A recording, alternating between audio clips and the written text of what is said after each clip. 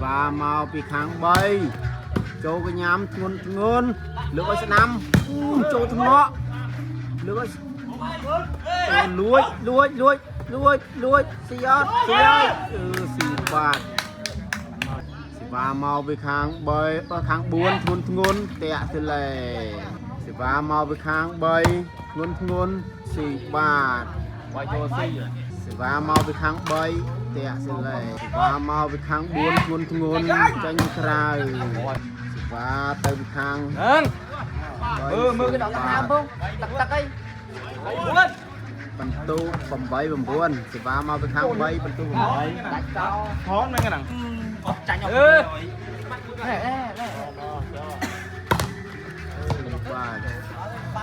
và mau cái kháng buôn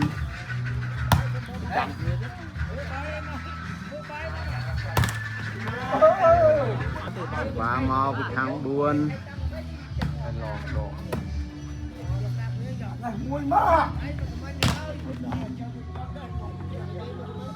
và mau kháng bay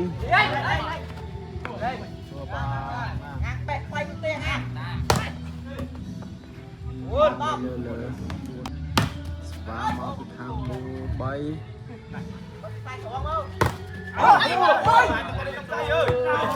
và mau kháng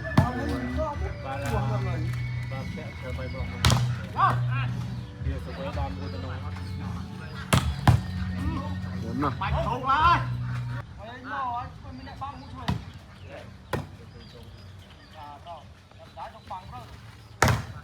cái nông chớ nó ăn chia chừng khói nữa về kịp ăn khói thì họ sẽ lấy dơ mang này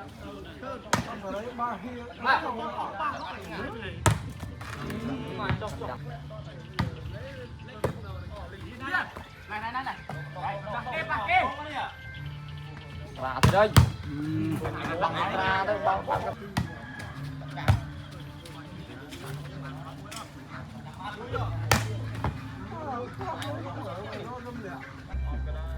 đi lên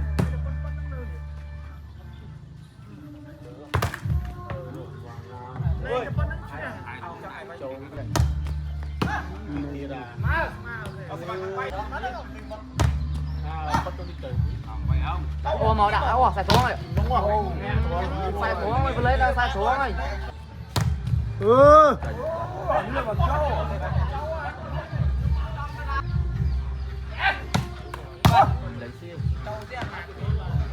tẹt bắt xin lè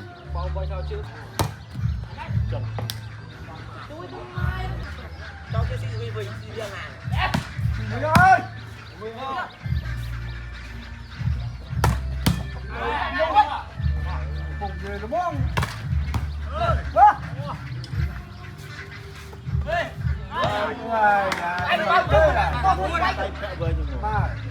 Sama betul dah baik sama.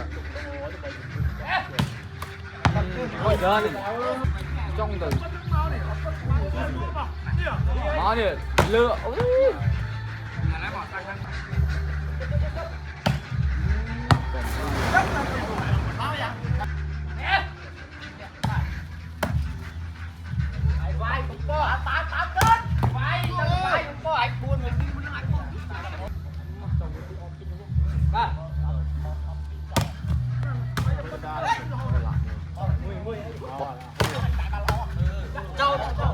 Chui rồi, chui rồi.